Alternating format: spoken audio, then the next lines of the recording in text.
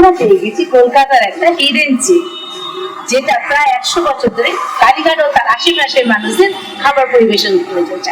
এই জায়গার ব্যাপারে একটা গুজব আছে যে অমিতাভ বচ্চন কলকাতা এলে এখানকার খাবার খেতে, কিন্তু সেই ব্যাপারটা আমরা সত্যতা যাচাই করতে যাচ্ছি না, সেটা আমরা ভেতরে গিয়ে জানি। তো চলুন এবার আমরা সেই ভেতরে চলি। দেখতেই পাচ্ছেন আমরা সবকিছুই পেয়ে গেছি। আমরা আজকে নিয়ে নিয়েছি, এটা আছে পার্সে মাছ আছে, ভেটকি বাটার ফ্রাই নিয়েছি, আমরা মাটন নিয়ে নিয়েছি আছে, তার সঙ্গে আম ডাল আছে আর ঝুড়ো আলু ভাজা। তো আমরা সবকিছু নিয়ে নিয়েছি, কিন্তু অনেক খরচ হয়ে গেছে। অবশ্যই কিন্তু একটা লাইক করে আমাকে সাপোর্ট করুন, আমরা আরো বেশি বেশি খরচা করে আপনাদের দেখাতে পারবো। খাবার শুরু করার আগে আমরা কিছু ছোটখাটো ইনফরমেশন জেনে নিই। 100 বছরের সাথে সাথে এরা কিন্তু এদের অথেন্টিক ব্যাপারটাও সমানভাবে দেখতেই পাচ্ছেন, এরা এখনো কলা পাতায় সার্ভ করে। জিনিসটা যথেষ্ট হাইজেনিক, যেটা আমরা খুব ভালো লেগেছে।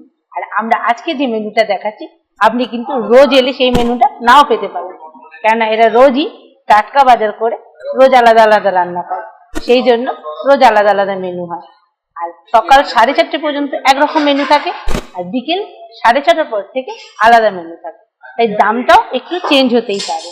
তো সেটা আপনারা যেদিন আসবেন সেদিনের হিসেবে পাবেন।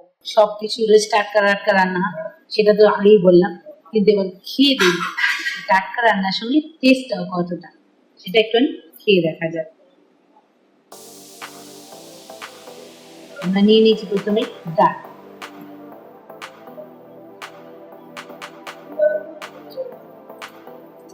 আমরা ঠিকঠাক টকটা।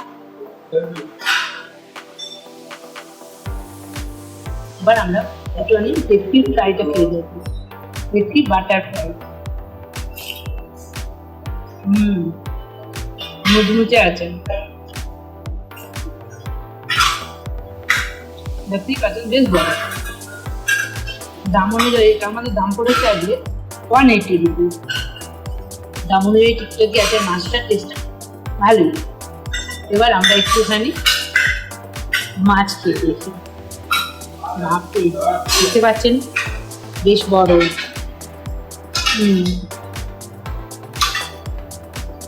আমরা নিয়ে নিয়েছি পার্সে মাছ, যেটা আজকে আমাদের দাম পড়েছে 200 রুপিস। আমরা এখানে পার্সে মাছটা খেয়ে নিই।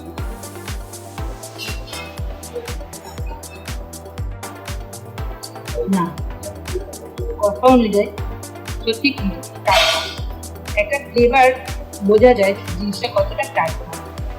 ফ্লেভারটা এটা সর্ষে বাটা দিয়ে পার্সে মাছ হয়েছে। আমরা একটু পার্সে মাছের ঝোলটাও খেয়ে দেখব।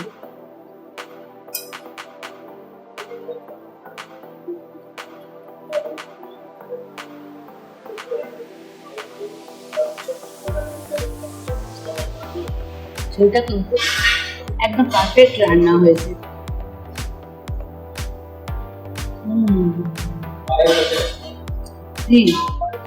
তাহলে এবার একটু মাটনটা খেয়ে দেখা যায়। দেখতেই পাচ্ছি মাটনের রানটা কিন্তু ক্লাসিক হয়েছে।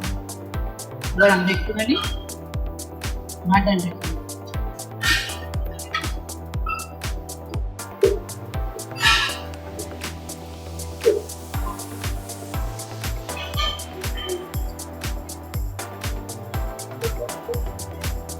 না, সত্যি কিন্তু কোনো কথা হবে না, রান্না নিয়ে কোনো রকম কথা হবে।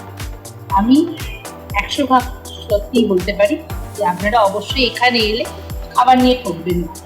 খাবার কিন্তু প্রত্যেকটা দুর্দান্ত খেতে, মানে প্রত্যেকটা জিনিসের আইটেমের টেস্ট, ফ্লেভার এবং মেজারমেন্ট একদম পারফেক্ট। আমার খুব ভালো লেগেছে, আপনারা অবশ্যই আসবেন। তার সঙ্গে আমার লাইকটা দিতে কিন্তু ভুলে যাবেন না।